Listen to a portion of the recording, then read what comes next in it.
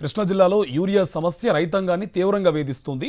అవనగడ్డ నియోజకవర్గ వ్యాప్తంగా యూరియా దొరక్క రైతులు అవస్థలు పడుతున్నారు. అవనగడ్డలోని రైతు సేవా కేంద్రం వద్ద ఉదయం నుంచి రైతులు బారులు తీరారు. మోపిదేవి సహకార సంఘం వద్ద యూరియా స్టాక్ ఉందని తెలుసుకుని రైతులు పెద్ద ఎత్తున తరలివచ్చారు. కోడూరు మండలం లింగారెడ్డిపాలెం విశ్వనాథపల్లిలో ఉదయం 6 గంటల నుంచి క్యూలైన్లో నిలబడిన యూరియా దొరక్క రైతులు ఆందోళన చెందుతున్నారు. ఆధార్, పాస్బుక్ ఉంటే ఒక కట్ట యూరియా మాత్రమే ఇచ్చి అధికారులు చేతులు దులిపేసుకున్నారు.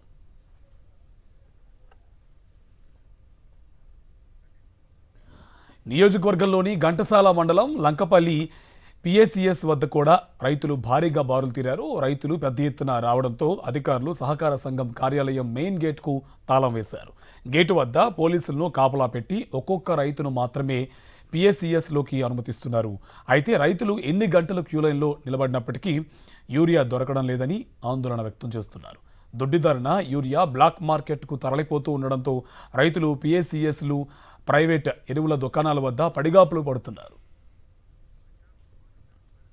దీనికి సంబంధించి పూర్తి డీటెయిల్స్ మా కరెస్పాండెంట్ అశోక్ మనకి ఫోన్ లైన్లో డీటెయిల్స్ అందిస్తారు. అశోక్, చాలా వరకు యూరియా బ్లాక్ మార్కెట్లోకి వెళ్ళిపోతుంది, ఇంకోవైపు రైతులకు కూడా అందక ఇబ్బందులు పడుతున్న పరిస్థితి కనిపిస్తుంది. డీటెయిల్స్ ఏంటి?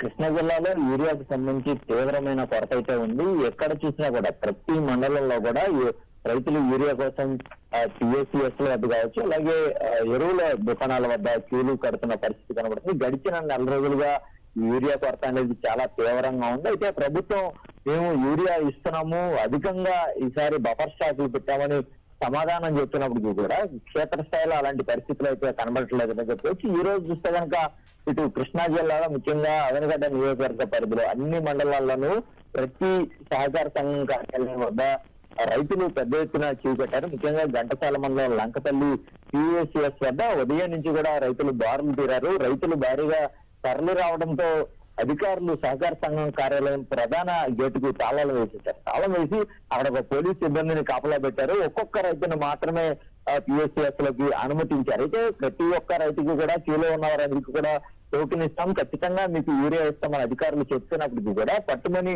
100 మందికి కూడా ఇవ్వట్లేదు. అది కూడా కేవలం ఒక రైతుకి కేవలం అరకట్ట మాత్రమే యూరియా ఇస్తున్న పరిస్థితి కనబడుతుంది. అయితే 10 ఎకరాలు 5 ఎకరాలు పైబడి వ్యవసాయం చేసే రైతులు ఒక్క యూరియా కట్ట కావచ్చు, లేదంటే అర యూరియా కట్టను ఏం చేసుకోవాలంటూ కూడా వారు అధికారులను ప్రశ్నిస్తున్నారు. అయితే యూరియా కొరత తీవ్రంగా ఉండడంతో రైతులు తీవ్ర ఆందోళన వ్యక్తం చేస్తున్న పరిస్థితి కనబడుతుంది.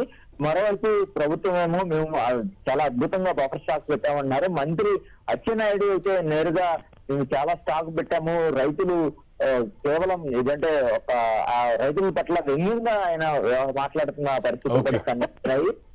ఏదైనప్పటికీ కూడా మొత్తం కృష్ణా జిల్లాలో పూర్తిగా యూరియా కొరత కూడా తీవ్రంగా ఉంది. రైతులు అనేక అవస్థలు పడుతున్నారు. Right, thank you Ashok.